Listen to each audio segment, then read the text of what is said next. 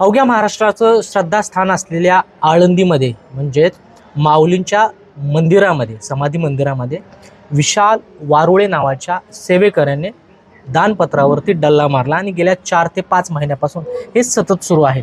परंतु हे सगळं प्रकरण काय आहे हे जाणून घेण्यासाठी आपल्यासोबत देवस्थानचे विश्वस्त उमाप सर आहेत. सर, हे सगळं प्रकरण काय आहे, हे कधी निदर्शनास आलं आणि आता पुढचे पावलं काय असतील?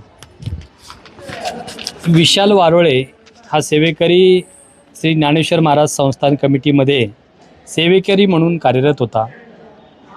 12 मे 13 मे व 16 मे 2026 रोजी विशाल वारोळे या स्वयंसेवकाच्या हालचाली ज्या आहेत त्या हालचाली संशयास्पद वाटल्या आणि त्यामुळं CCTV व्यवस्थित 4 वेळा चेक केल्यानंतर त्या ठिकाणी कर्मचाऱ्याच्या लक्षात आलं. मग आम्ही सर्व विश्वस्त त्या ठिकाणी आलो आणि पोलिसांना बोलावून घेतलं. ते CCTV चेक केलं आणि मग आरोपी विशाल वारुळे याला त्या ठिकाणी आम्ही पोलिसांच्या ताब्यात दिलं. त्याच्याकडून त्या ठिकाणी तपास पोलीस करत आहेत. पोलिसांना आम्ही त्याच्या घराची देखील झडती घालण्यासाठी सांगितलं. त्या झडतीमध्ये देखील कॅश आढळून आलेली आहे. निश्चितपणं त्यानं जे काही हे कृत्य केलेले आहे हे अत्यंत दुर्दैवी आहे. यामुळं संस्थान खऱ्या अर्थानं अत्यंत आम्हाला वेदना होत आहेत की अशा प्रकारचं एखाद्या सेवेकराने कृत्य करावं हे खरोखर खूप दुर्मिळ आहे आणि म्हणून त्याच्यावरती देवस्थानच्या वतीनं कठोर अशी कारवाई केली जाईल. यासंबंधी इतर कोणी संस्थांचे कर्मचारी सामील आहेत का याबाबत देखील आम्ही चौकशी करत आहोत आणि निश्चितपणे या संदर्भात जर कोणी चौकशीमध्ये समाविष्ट असतील तर त्यांच्यावर देखील संस्थान कठोर कारवाई करेल असे मी या ठिकाणी आपल्या वतीनं माऊली भक्तांना आश्वस्त करू इच्छितो. परंतु हा जो विशाल वारुळे आहे तो नेमका अगोदर काय करायचा होता? जेव्हा सेवेकरू म्हणून आपल्या मंदिरात आला, तो रुजू झाला, त्याचे काही निकष असतील ना की तो थेट सहभागी झाला, त्याच्या पाठीमागे कुणी दुसरं आहे? नाही, त्या ठिकाणी हा प्रथमतः अन्नदान विभागामध्ये सेवा करू लागला आणि अन्नदान विभागात अनेक महिने सेवा केल्यानंतर त्या ठिकाणी तो चांगला आहे असं कॅश विभागातील जे काही कर्मचारी आहेत त्यांना वाटलं आणि म्हणून त्यांना मदतनीस म्हणून घेतलं. त्यानं त्यांचा विश्वास संपादन केला आणि त्यांची नजर चुकून त्यानं हे कृत्य केलं असल्याचं तरी प्रथमदर्शनी दिसत आहे. परंतु या बाबतीत आम्ही सखोल चौकशी पोलीस करत आहेत. निश्चितपणे अजून त्याच्याबरोबर इतर कोणी कर्मचारी या प्रकरणामध्ये समाविष्ट आहेत का, इतर कोणाचा या संबंधी संबंध आहे का याची चौकशी आम्ही करत आहोत. पोलीस देखील करत आहेत आणि निश्चितपणे त्याला जे कोणी सहकार्य करत असतील त्या सर्वांच्यावर देवस्थान कडक कारवाई करेल. परंतु हे जे दानपात्र आहे ते किती दिवसातून ओपन केलं जातं आणि ते कशा पद्धतीने ओपन केलं जातं? कारण हा जो विशाल वारुळे आहे तो त्या पैशांवरती डल्ला कशा पद्धतीनं मारायचा? आपण जर पाहिलं तर ज्यावेळेस गर्दीचे दिवस असतात म्हणजे साधारणतः सुट्ट्या ज्या दिवशी असतात त्या दिवशी भाविकांची संख्या दर्शनासाठी जास्त असते आणि मग साहजिकच त्या दिवशी जी काही कॅश आहे त्याची रक्कम जास्त जमत असते. त्यामुळं ती रक्कम आपण त्याच दिवशी त्या दानपेटीतून काढत असायचो आणि ती मोजली जाते.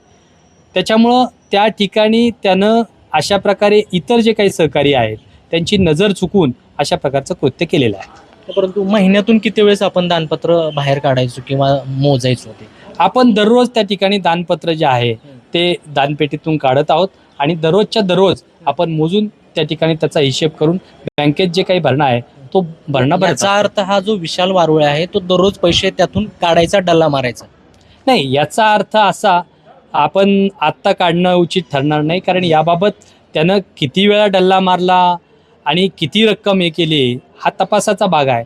न्यायप्रविष्ट प्रकरण असल्यामुळं या संदर्भात निश्चितपणे पोलीस तपासामध्ये विशाल वारुळे आहे त्याचं राहणीमान बदललं होतं, त्याच्याकडं महागडे फोन आले होते, अगदी घर देखील घेतलं गेल्याचं बोललं जात आहे.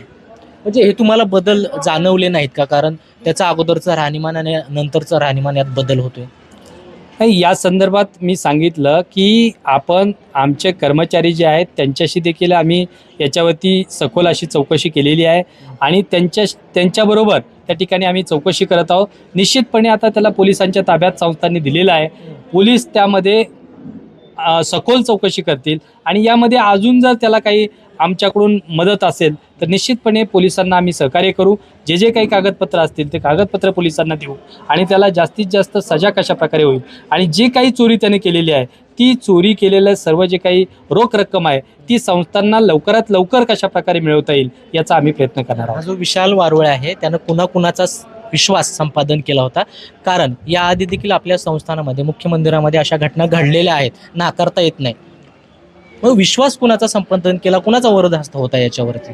नाही, कोणाचा वरदास्त होता असं नाही, परंतु निश्चितपणे तो काम करत असल्यामुळं सेवेकरी म्हणून काम करत असताना सगळ्यांच्या बरोबर त्याची ओळख झालेली होती आणि ओळख झाल्यामुळं तो सरांच्या बरोबर चांगलं राहत होता आणि तशा प्रकारच्या कुठल्याही त्याच्या हालचाली ज्या आहेत त्या संशयास्पद वाटत नव्हत्या.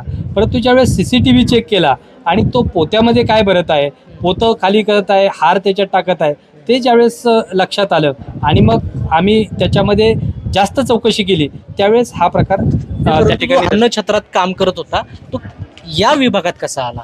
कुणी पाठवलं किंवा कुणी विश्वास दाखवला त्याच्यावरती? मी सांगितलं ना, या संदर्भात जे काही मुख्य कॅशियर आहेत आमचे गोखले यांनी त्या ठिकाणी त्याला मदतनीस म्हणून अन्नदान विभागातून त्यांच्याकडे घेतलेलं होतं. त्याच्या पाठीमागे कुणी असण्याची शक्यता आहे? काय त्याची चौकशी होणार आहे? त्याची सगळी चौकशी आम्ही करत आहोत. निश्चितपणे त्याच्या पाठीमागं जे जे असतील त्या सर्वांच्यावर कठोर कारवाई संस्थान करेल अशा प्रकारची ग्वाही मी माऊली भक्तांना याद्वारे देत आहे. संस्थांचे विश्वस्त आहेत उमाप सर. खरं तर ही जी घटना घडली आहे ती अत्यंत निंदनीय आहे, कारण अवघ्या महाराष्ट्राचं आराध्य दैवत वारकरी या ठिकाणी येतात.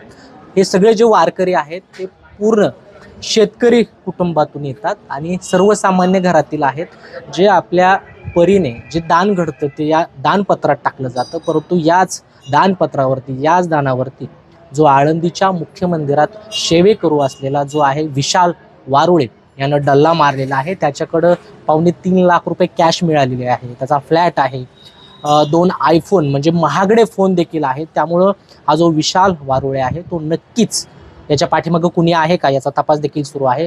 तत्पूर्वी आत्ता विश्वस्तांकडून 3घांना नोटीस देण्यात आलेली आहे. कृष्णा पांचाळ, मुंबई तक, आळंदी, पुणे.